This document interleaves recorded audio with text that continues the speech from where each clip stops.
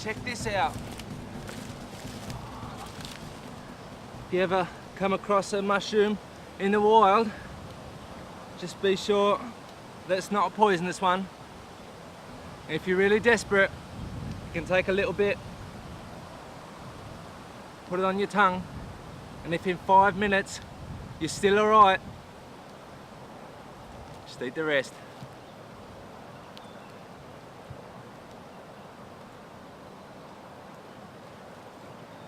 Of course,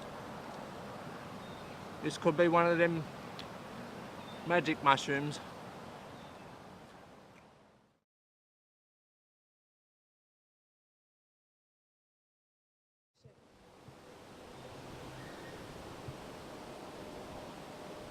I'm pretty sure now that this is a magic mushroom. Feeling very lightheaded.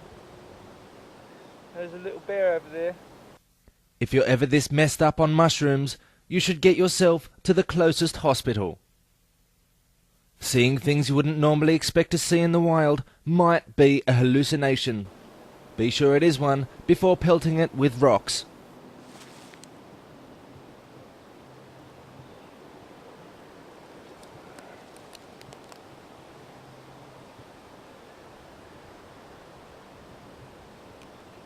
Whoa, can you see that? Can you see that? My hand looks 3D. And if you ever got a 3D hand, you know it's a magic mushroom.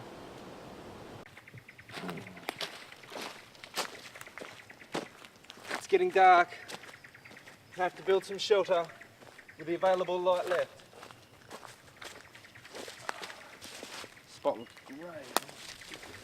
Building yourself a shelter is an integral part of survival. A small bungalow or cottage will be sufficient.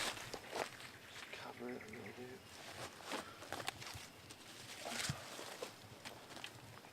Always check with your local council on required permits prior to building. Materials not suitable for building with are water, angry words and live ants. It's not a Motel 6. That looks damn cozy. I think it's going to be great. Now, I'm going to have to build a little fire. Building a fire without lighter or matches is a simple matter. Set it up just here. Oh, look, this stuff is great for tinder. It's kind of like old man's bed, but not. Let's set this up there. Right, now I'll just get some sticks that I can rub together. Perfect. Right, I'll just shove a bit of tinder under there.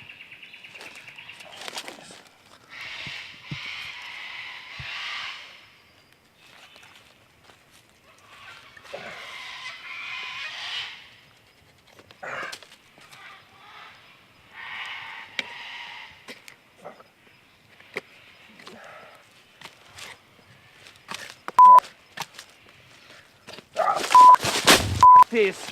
You build the fucking fire. I'm sick of building a fire. I always gotta build the fire. Don't think it's funny.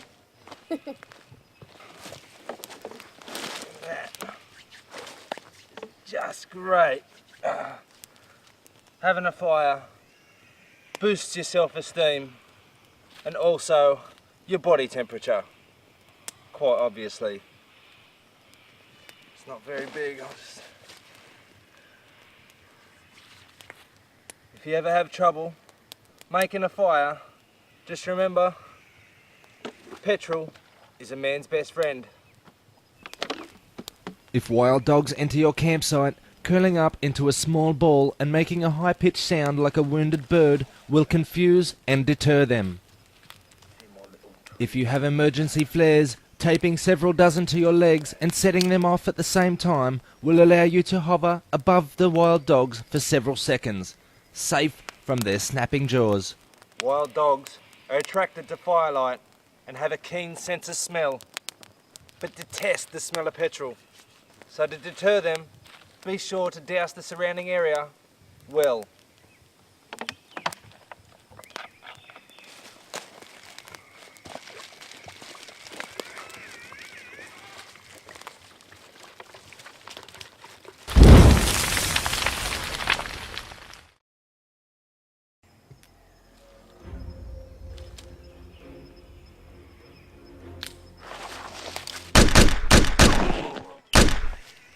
If you're in this situation, the best thing to do is fire aimlessly at your surroundings. If you do happen to come across someone in the wild, it's best to shoot first and ask questions later. Alright, get back to sleep now. It's quite possible they were out here burying one of their victims.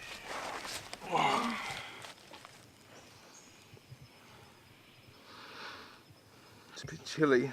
If you get cold during the night, remember that your victim won't be needing his clothing. You have to make use of every opportunity.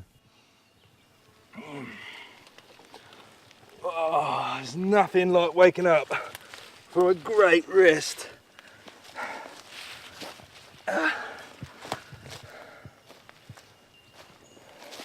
There's your fucking shirt back. Come on, let's go.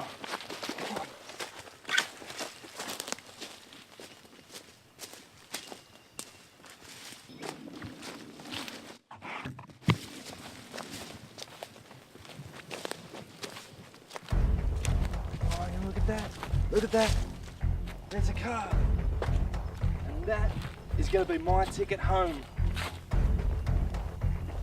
When freedom is this close, you don't want to let the chance go. Do whatever it takes to secure the moment.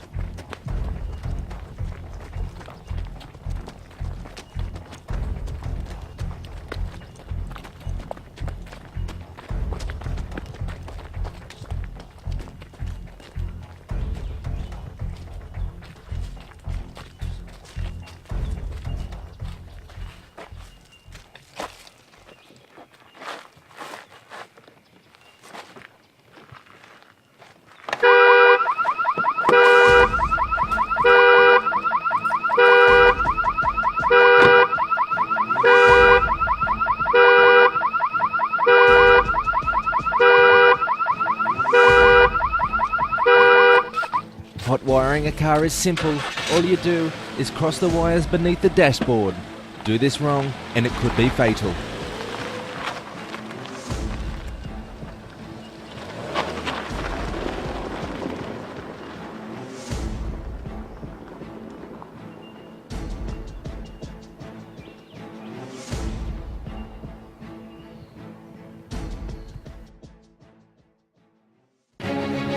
Next week, I'll be traversing the concrete jungle that is Compton, Los Angeles.